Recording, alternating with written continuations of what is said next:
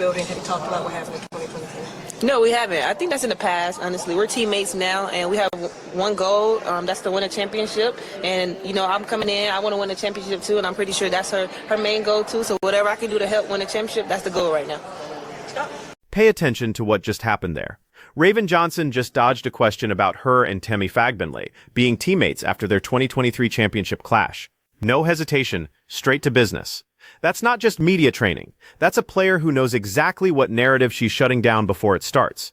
Because here's what makes the 2025 Indiana Fever different from every other rebuilding team in WNBA history. They didn't just draft talent. They drafted competitors who've already proven they can handle pressure, handle conflict, and most importantly, handle winning at the highest level. Oh, the standard is high. I mean, coming from a program like South Carolina, the standard was high there, but coming here, I was like, this is like me being at South Carolina. Like, the standard is so high. They want to win the national championship. I know they were talking about last season. It was like little mistakes that they did to get over that hump of winning, going over the aces. They were like talking about that in the locker room, and I was like, in my head, I was like, wow, it is about the little things. The coach was talking about discipline, remembering like little things, rebounding, boxing out, things like that. So I was like, wow, this sounds like Coach Staley. Like, she always talk about, it's always about the little things and details to win a national championship. South Carolina's standard versus the Fever's standard. Johnson draws that comparison immediately, and it's not accidental. Dawn Staley's program has won 3 national championships by obsessing over details most teams ignore. Rebounding discipline, defensive rotations, the tiny execution errors that separate champions from contenders, and what Johnson just described, the Fever coaching staff breaking down last season's semifinal loss to the Aces. That's championship culture being installed in real time. Most lottery teams talk about development and patience. Indiana's talking about the specific mistakes that cost them a finals appearance. That gap in mentality explains why this roster construction feels different. The Fever went 20-20 last season, made the playoffs for the first time since 2016, then got swept by Connecticut in the first round. But listen to how the veterans are framing it in the locker room. They're not celebrating making the playoffs. They're dissecting why they couldn't get past the Sun, why they couldn't challenge the Aces. That's the standard Johnson walked into. Clark, she was helping me through all the hard times. She was helping me. Like, I was like, what do I do here? Or like, where should I cut? Like, I was asking her a lot of questions. And I think, you know, with being a rookie and having a vet like that, you should ask questions that you want to know. And I think I asked her probably like 1,000 questions yesterday. So now here's where the Caitlin Clark factor becomes crucial. Johnson mentions asking Clark probably 1,000 questions yesterday about plays and rotations. That's significant for 2 reasons. First, Clark's only in her 2nd season. She's not a 10-year veteran breaking down schemes. She's a 2nd-year player who just lived through the exact learning curve Johnson's experiencing now. That peer-to-peer knowledge transfer is more valuable than any coaching manual because Clark remembers what confused her 6 months ago. Second, it reveals the offensive complexity Indiana's installing. Johnson played in one of college basketball's most sophisticated systems at South Carolina. If she's asking 1,000 questions, these aren't simple pick-and-roll sets. The Fever are building something layered, something that requires the kind of basketball IQ both Johnson and Clark possess. I'm excited. I heard the fans are crazy. Like, they sell out the arena. I like to see things like that, especially when you see a lot of fans in the arena. I mean, you want to play for them because they sacrifice so much just to come to games, and you know sometimes they take off of work. So it's like little things like that. So I'm excited to play in this arena. Right, we know throughout your career. Watch that energy shift when she talks about the Gainbridge Fieldhouse crowd. Johnson's eyes light up describing fans who sell out the arena, who take time off work to attend games. That's not generic media-trained enthusiasm. That's a player recognizing she just landed in one of the WNBA's most electric environments. And the attendance numbers back up her excitement. Indiana averaged 17,035 fans per game in 2024, the highest in WNBA history. The Fever led the league in total attendance with over 340,000 fans. 17 sellouts in 20 home games. Those aren't just statistics. That's a fan base that showed up before the team started winning. That created an atmosphere Johnson can feel even in training camp. Compare that to her college experience. South Carolina averaged around 12,000 fans at Colonial Life Arena during championship runs. Johnson's walking into a professional environment that's louder, more packed, more intense than what she experienced winning national titles. That's rare in women's basketball, the pro atmosphere exceeding the college one.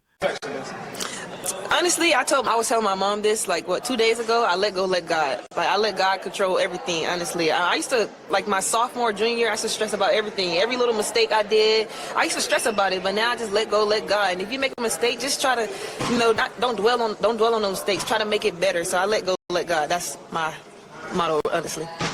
Here's the maturity that separates Johnson from typical rookies.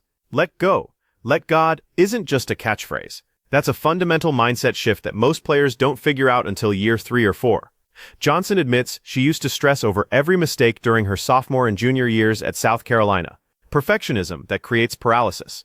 Then something changed. She stopped trying to control outcomes and started trusting the process. That mental evolution is why she's handling this transition so smoothly. Think about the pressure she faced at South Carolina. 3 national championship games, the weight of continuing a dynasty. Every possession scrutinized, and she learned to let go of that pressure while maintaining championship standards. That's the player Indiana just added to a roster that already includes Clark, Aaliyah Boston, and Kelsey Mitchell. Conversation with you about just what that is. Yeah, I mean, I think for lack of better terms, it's kind of a red shirt for rookies, and I'm super excited for the opportunity. I'm grateful that they even considered me to be in that position, so I think I'm just taking it one day at a time and really leaning into the process. Scott?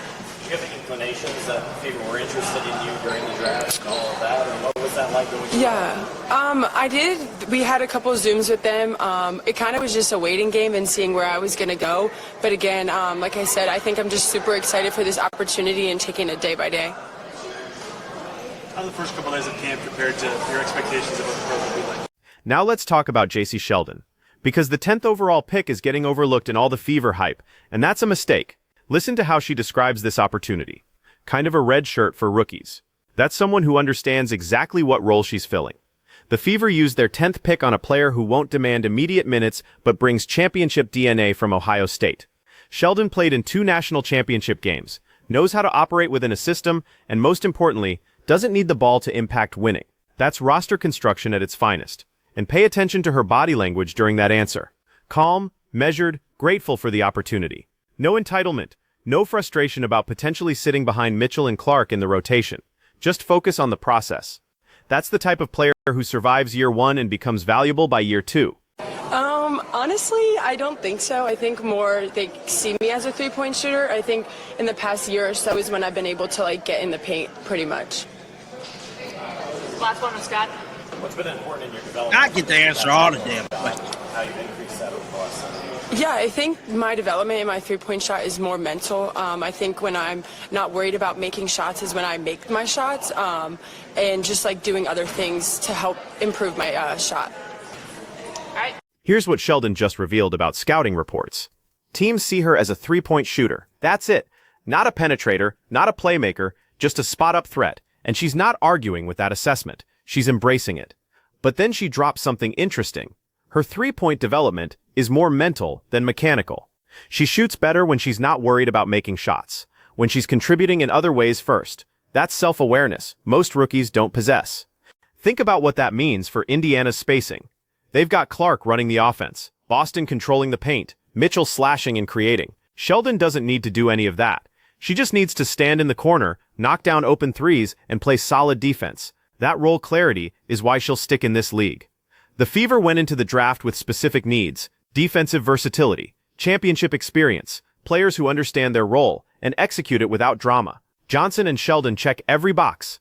This wasn't about drafting the highest ceiling. This was about drafting the right fit for a team that's one piece away from contending. Yeah, so I got on Zooms with a lot of teams. I honestly did not know where I was going. I was nervous at the table. I was like, I don't know what team's gonna pick me. But then my agent, they texted me before Indiana, the pick was coming up, and I was like, oh, they finna pick me, and I was excited. I was like, 10th pick, I was shocked. I was like, I'm a 10th pick. A lot of people can't say they're a 10th pick, so I was honestly shocked. I don't even know what was going through my head. I was just like, wow, I'm a 10th pick. So that was going through my head. Back to Elliot. Everything went super fast from when I don't go to that and now here. Have you had any time to process and know that right now you're the very NBA player?